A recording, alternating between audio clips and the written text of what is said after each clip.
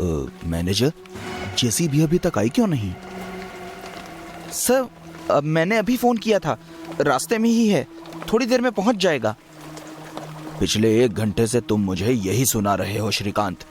तुम अच्छे से जानते हो मुझे किसी भी हाल में ये बिल्डिंग 3 दिन में तुड़वानी ही है, फिर भी तुम।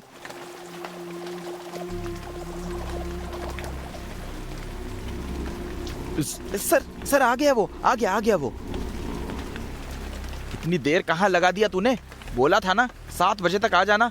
अब मुंह क्या देखता है, शुरू हो जा, तोड़ दे बिल्डिंग।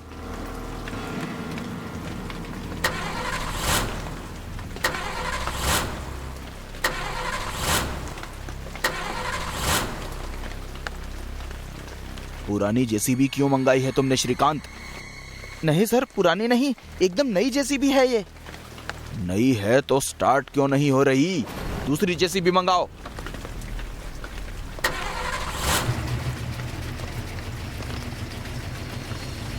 सर स्टार्ट हो गई। चलो अब जल्दी से आगे बढ़ो और बिल्डिंग तोड़ दो।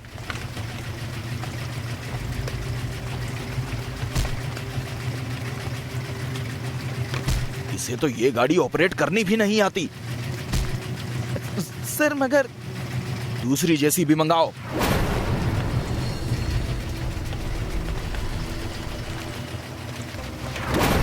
सर मेरी तो कुछ समझ में नहीं आ रहा है। पहली गाड़ी भी इस बिल्डिंग की ओर नहीं बढ़ पाई, लेकिन वापस मुड़कर जाने में कोई प्रॉब्लम नहीं हुई।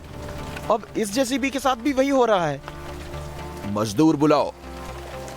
जी सर। हेलो लखन।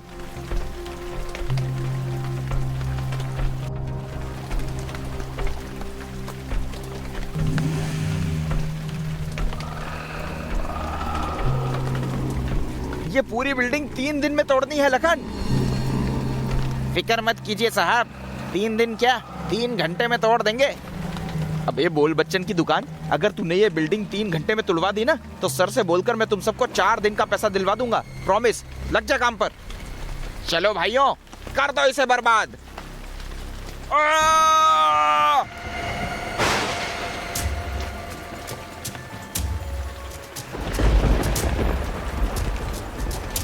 बचाओ बचाओ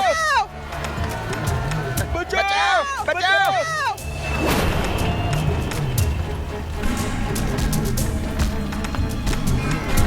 बचाओ बचाओ। सिंघानिया सेठ, आज के बाद अगर किसी ने भी इस बिल्डिंग को तोड़ने की कोशिश की तो सबको ऐसा तोड़ूंगा कि दुनिया का कोई भी डॉक्टर उनकी हड्डियां नहीं जोड़ पाएगा। हाय साहब, माफ कीजिए, हमसे ना हो पाएगा। श्रीकांत, तुम ठीक हो? नहीं सर, बॉडी के सभी पार्ट हिला डाले हैं कमीने ने। श्रीकांत, इस भूत ने सामने आकर बता दिया है कि हम इसकी वजह से ही बिल्डिंग को नहीं तोड़ पा रहे हैं। इसी ने जेसीबी मशीनों को रोका था। बिल्कुल 100% सही पकड़ा है सर आपने। अब तो ये प्रोजेक्ट भूत के जाने के बाद ही शुरू हो सकता है सर। और ये ना तो तुम जानते हो और ना ही मैं कि ये भूत इस बिल्डिंग से कब जाएगा। Exactly sir.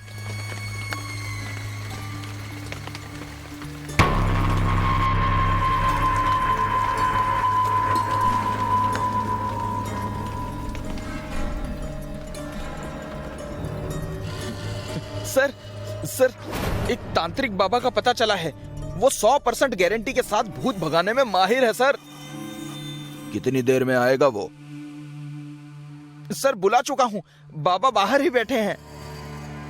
गुड, उन्हें अंदर बुलाओ। जी सर।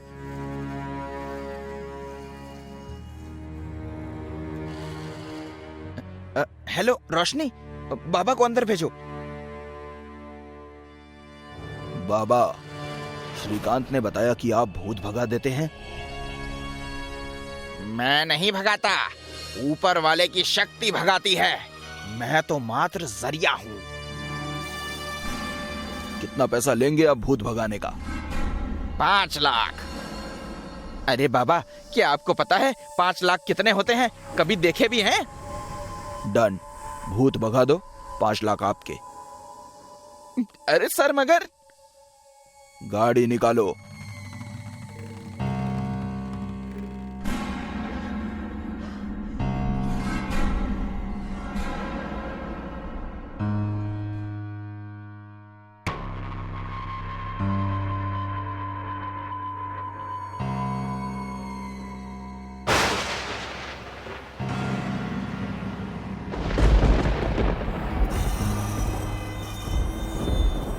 ओम ह्रीं क्लीं ग्लीं क्लीं टिं स्वाहा।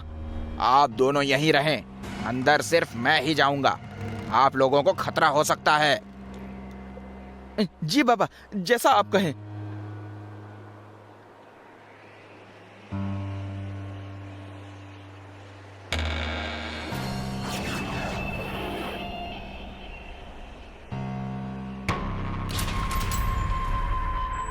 तू जो कोई भी है सामने आ जा, बाबा के सामने आ जा, वरना मैं तुझे भस्म कर दूंगा। ओम ह्रीं क्लीं ग्लीं टिं टिं स्वाहा। ओम ह्रीं क्लीं ग्लीं क्लीं टिं स्वाहा। बाबा, यहाँ से 9 2 11 हो जा, वरना मार मार के भूत बना दूंगा तुझे भी। देखते हैं कौन किसको भूत बनाएगा। ओम ओम फट स्वाहा। अभी भी समय है, ज्यादा फट फट ना कर, नहीं तो ऐसे फटके दूंगा कि जिंदगी भर इस बिल्डिंग के आसपास नहीं फटकेगा। आज तक कोई भूत का लाल पैदा नहीं हुआ जो बाबा को छू सके। ये बात है तो फिर ले।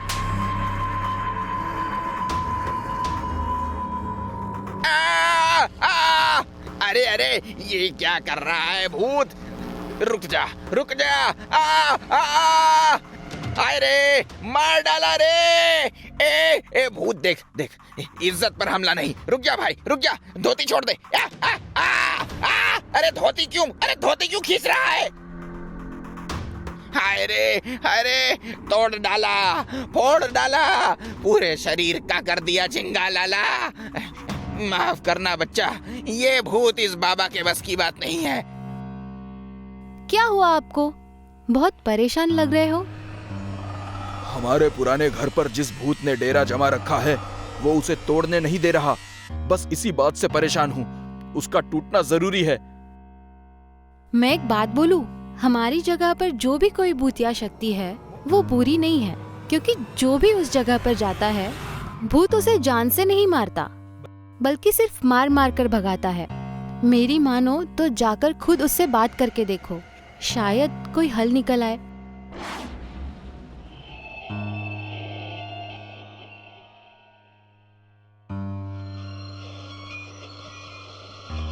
सेठ, आप फिर आ गए। लगता है आपको अपनी जान प्यारी नहीं है। जान चले जाए तो ठीक है, लेकिन इस बंगले पर प्रोजेक्ट बनना है। मैं उसे रुकते हुए नहीं देख सकता। और मैं इस बंगलों की जगह पर कुछ बनते हुए नहीं देख सकता। मुझे इस जगह से प्यार है सेठ, चले जाओ यहां से।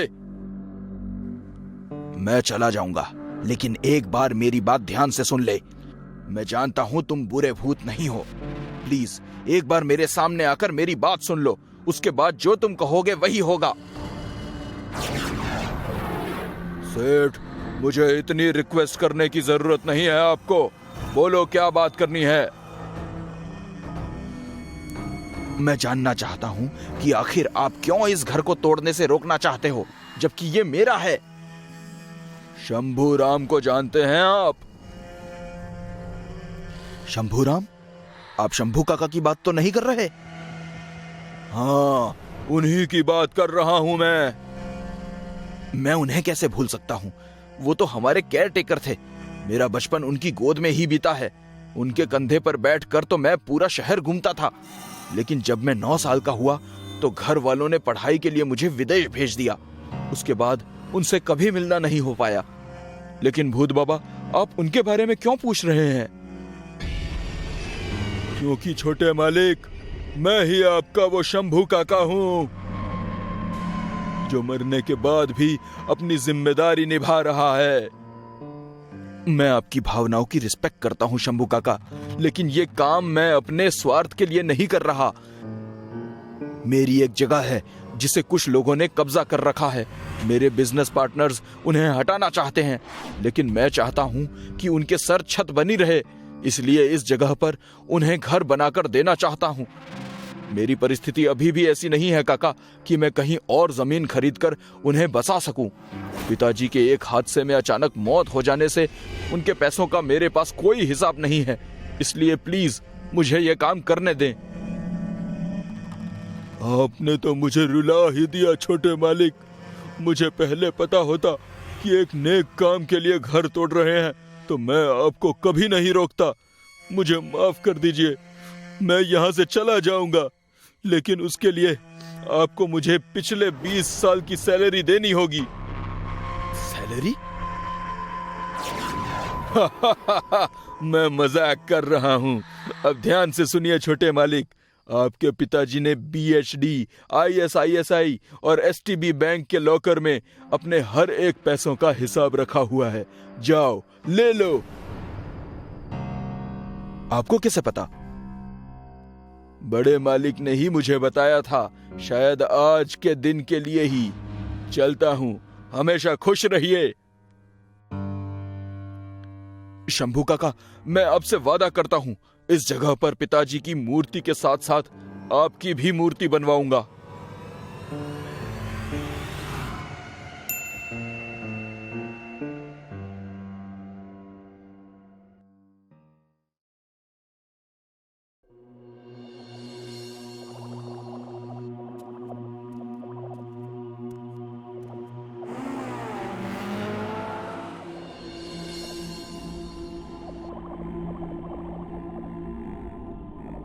आकाश अपने कंपनी का सबसे तेज और एक्सपीरियंस प्रोजेक्ट मैनेजर रोज की तरह अपने काम में लगा है, लेकिन आज का दिन जरा खास है।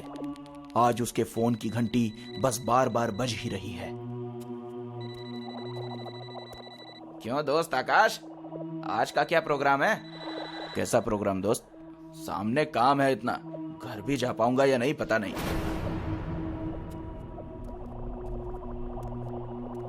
बोल अभिनव। हैप्पी बर्थडे मेरे शेर, कैसा है यार? ओहो, thank you so much, thank you so much.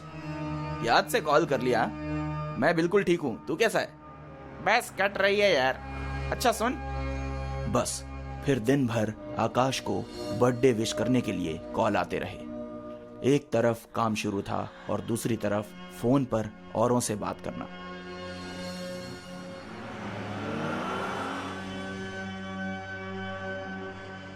थका हारा आकाश अब काम खत्म करके अपने घर के लिए निकल रहा है।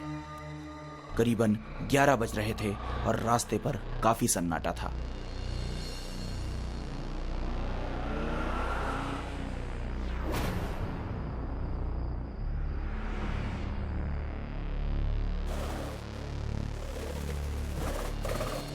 कार पार्किंग में लगाकर आकाश अपने लैच से दरवाजा खोलता है।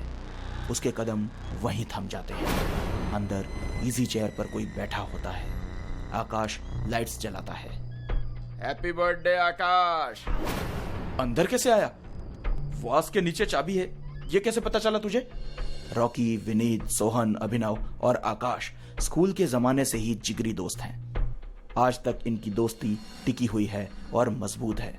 इसीलिए तो रॉकी को अंदर देखकर आकाश को हैरानी नहीं हुई। बस आज यहाँ मिलना था तो अंदर आने का रास्ता भी निकल आया। तुम्हारे लिए पानी लाता हूँ।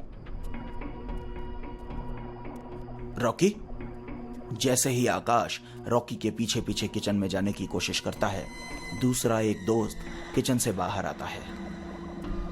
विनीत, तू भी? ये सब क्या है? हैप्पी बर्थडे आकाश, तुम्हें विश करना था तो आ गए। लेकिन ये सब खून वून कैसा? अरे छोड़ो, अभी वक्त है तो मिल लो, क्या पता कल क्या हो जाए। विनीत की ऐसी बातें सुनकर आकाश जरा सा चिढ़ जाता है। वो अंदर किचन में जाता है तो उसे रॉकी कहीं दिखाई नहीं देता। वो यहाँ वहां देखता है, तभी दरवाजे की घंटी बजती है। आकाश दरवाजा खोलता है। सोहन, तुम बाहर कैसे? इनके साथ अंदर नहीं आए? ये तुम्हारा गिफ्ट कार में रह गया था, वही लाने गया था। हैप्पी बर्थडे आकाश। अरे थैंक्स, आजा अंदर आजा।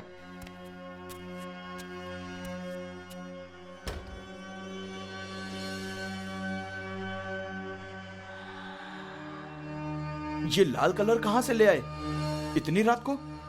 देखो, अब मजाक बहुत हो गया। आए हो तो पार्टी वार्टी करते हैं, हंसते हैं। बस करो अब ये सब नाटक। नाटक कैसा दोस्त? हम नहीं रुक सकते, हमें जाना होगा।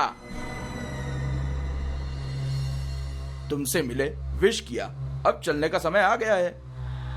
अरे ये रॉकी कहां गया?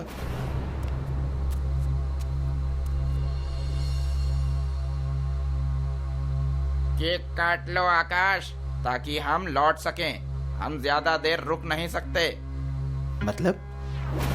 हमें ज्यादा रुकने की इजाजत नहीं है। रॉकी, विनीत और सोहन की इन बातों से पहले तो आकाश की हंसी निकलती है, लेकिन जैसे जैसे उन चारों की बातें आगे बढ़ती हैं तो आकाश के चेहरे पर गुस्सा छलकने लगता है। इतने में कैंडल्स लाने विनीत किचन में जाता है। तब आकाश को फर्श पर उसके पैरों के ऐसे निशान दिखते हैं मानो वो किसी के बहते हुए खून के ऊपर चलकर आया हो। ये देखकर आकाश का गुस्सा बढ़ जाता है।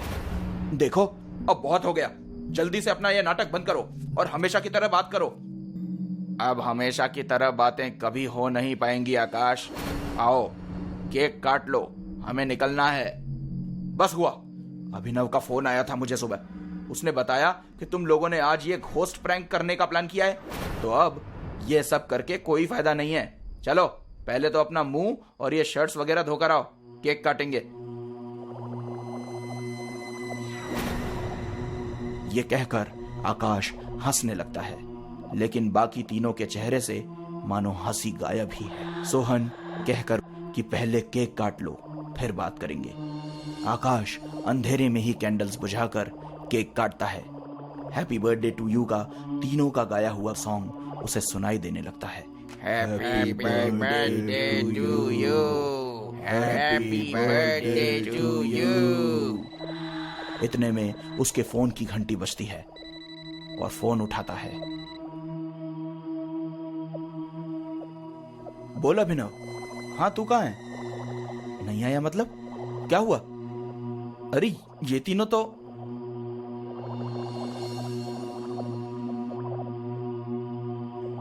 मैंने ये बताने के लिए फोन किया है कि वो तीनों अब कभी नहीं आएंगे।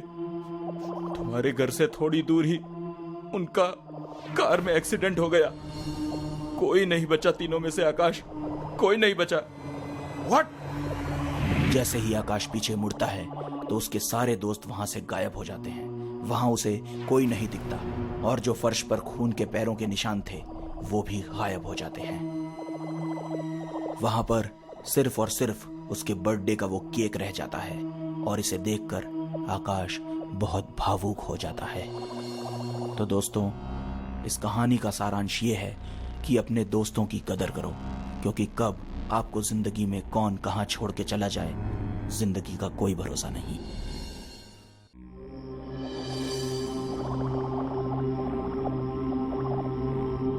ऐसा कहते हैं कि आज का समय कलयुग का समय है। जो इसे मानते हैं वो ये बात जानते हैं कि कलयुग में बुराई बढ़ने वाली है। आदमी एक दूसरे के दुश्मन बन जाएंगे और एक दूसरे को मारते फिरेंगे।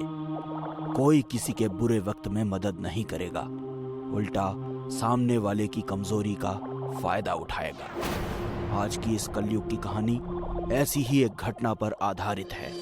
एक रात प्रणित और एक डॉक्टर प्रणित के घर में बैठकर बातें कर रहे थे।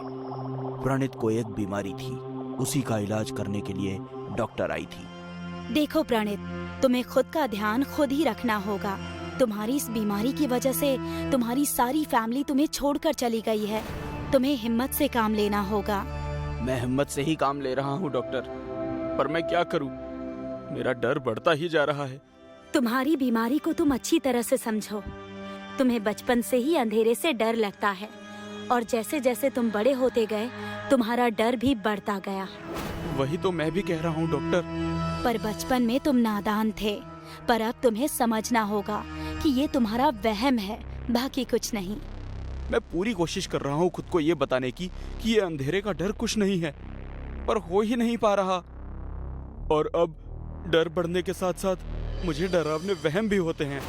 जैसे कि क्या? जैसे कि नहीं, मैं नहीं बता सकता। प्रणित, तुम शांत रहो। अगर तुम मुझे बताओगे नहीं तो मुझे कैसे पता चलेगा? और मुझे सब कुछ पता नहीं चला तो मैं तुम्हारा इलाज कैसे करूंगी?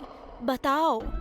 जब भी मेरा सामना अंधेरे से होता है तो मुझे लगता है आसपास की सारी ना हिलने वाली निर्जीव चीजें मुझे मारने आ रही हैं। ऐसा लगता है कि वो सारी चीजें मिलकर मुझे अंधेरे में जकड़ देना चाहती हों। ठीक है प्रणित, मुझे तुम्हारी परेशानी समझ में आ रही है। फिलहाल के लिए ये दवाइयाँ ले लो, कल मैं आकर डोज बदल दूंगी। ठीक है डॉक्टर। अब मैं चलती हूँ। अपना ख्याल रखना और अंधेरे से दूर रहना। डॉक्टर वहां से दवाई देकर चली गई। प्रणित ने दवाई खाई और लाइट वैसे ही चालू रखकर सोने के लिए चला गया। प्रणित बेड पर सोने ही जा रहा था, तभी अचानक घर की लाइट चली गई। घर में पूरा अंधेरा हो गया। प्रणित बहुत डर गया क्योंकि ये उसके साथ पहली बार हो रहा था।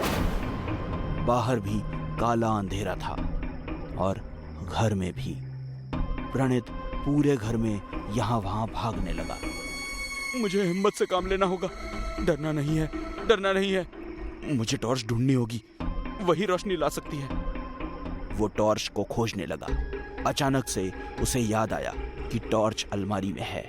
वो हिम्मत करके अलमारी के पास गया। जैसे ही उसने अलमारी खोली, अंदर के सारे कपड़े एकदम से उसके मुंह पर गिर गए। प्रणित और भी डर गया। बचाओ, बचाओ! वो जैसे तैसे करके कपड़ों से बाहर आया। घर में अभी भी घना अंधेरा था और उसकी वजह से प्रणित बुरी तरह से डर रहा था। अचानक उसकी नजर अलमारी में रखे टॉर्च पर पड़ी। वो बहुत खुश हुआ, पर अगले ही पल उसे यह एहसास हुआ कि टॉर्च लेने के लिए उसे उस अलमारी के पास जाना होगा। वो डरते हुए धीरे धीरे एक एक कदम बढ़ाकर अलमारी की ओर जा रहा था। जैसे ही वो उस अलमारी के पास पहुंचा, उसने झट से टॉर्च उठाई और उसे चालू किया। कमरे में थोड़ी रोशनी फैल गई। प्रणित को थोड़ा अच्छा फील हुआ। वो उस टॉर्च की मदद से मीटर बॉक्स की तरफ आया और लाइट किस वजह से गई है ये मालूम करने की कोशिश करने लगा। आसपास के सारे घरों की लाइट है, मेरे ही घर को क्या हुआ है? वो जब मीटर बॉक्स चेक कर रहा था, तभी अचानक टॉर्च बंद पड़ गई। प्रणित फिर से डर गया। इस बार वो ज्यादा डर गया क्योंकि उसकी आखिरी उम्मीद वो टॉर्च थी। प्रणित उसे शुरू करने की कोशिश कर रहा था, पर उसका कोई फायदा नहीं हुआ। एकदम से उसे घर के बाहर से किसी चीज के गिरने की आवाज आई। उस आवाज को सुनकर प्रणित डर के मारे कांपने लगा और घर के अंदर भाग गया। प्रणित भागता हुआ अपने कमरे में जा पहुंचा। जैसे ही वो वहां पहुंचा, उसने देखा कि उसकी अलमारी अपनी जगह पर न होकर दूसरी जगह पर है। जो कपड़े गिरे हुए थे वो भी पूरे कमरे में फैल चुके हैं। ये आ गए, ये सब कपड़े, ये अलमारी मुझे मारना चाहती है। रोशनी, मुझे रोशनी खोजी होगी, वरना ये मुझे मार डालेंगे। मोमबत्ती लाया था मैं, पर वो तो अब किचन में होगी। मतलब अब किचन तक जाना होगा, वो भी इस जानलेवा अंधेरे में। नहीं नहीं, अगर बीच में ही किसी चीज ने मुझ पर हमला कर दिया तो नहीं नहीं, मैं नहीं जाऊंगा। प्रणित वहीं अपने कमरे के एक कोने में बैठा रहा। उसका डर बढ़ता जा रहा था। बैठे बैठे उसे ऐसा लग रहा था जैसे वो सारे कपड़े, अलमारी, उसका बेड उसकी तरफ आ रहा है। अचानक उसकी अलमारी उसके ऊपर गिरने लगी। वो अलमारी उसके ऊपर गिरने ही वाली थी, पर प्रणित वहां से हट गया। वो इतना डर गया कि वहां से भागते हुए सीधे किचन में पहुंचा। जैसे ही वो किचन में पहुंचा, वहां की सारी चीजें हिलने लगी। उसकी आवाज के कारण प्रणित डर गया। वो किचन के बाहर भागने लगा, पर किचन का दरवाजा एकदम से बंद हो गया। ये सब मुझे मारने की कोशिश कर रहे हैं। इन्हें पता है कि मुझे अंधेरे से डर लगता है। अचानक किचन की खिड़की जोर से बजने लगी। नहीं नहीं, मुझे मत मारो। धीरे धीरे आवाज बढ़ने लगी। वो आवाज इतनी बढ़ गई कि एकदम से खिड़की के सारे कांच टूट गए। कांच टूटते ही सारी आवाजें शांत हो गई। प्रणित खिड़की की तरफ ही देख रहा था। वो शांति से खड़ा ही था, तभी अचानक बाहर से एक चाकू तेजी से आकर उसकी छाती में घुस गया। प्रणित उस चाकू के एक ही वार में बुरी तरह से घायल हो गया और जमीन पर गिर गया। वो जमीन पर तड़प रहा था। किसी भी समय वो मर सकता था। पर तभी अचानक उसके किचन का दरवाजा खुला और एक औरत की परछाई अंदर आने लगी। जैसे ही वो औरत अंदर आई, प्रणित उसे देखकर हैरान रह गया और अगले ही पल उसने अपना दम तोड़ दिया, क्योंकि वो औरत और कोई नहीं बल्कि उसी की डॉक्टर थी। डरपोक इंसान, तुम जैसों को इस धरती पर जीने का कोई हक नहीं है। अब तुम्हारी सारी दौलत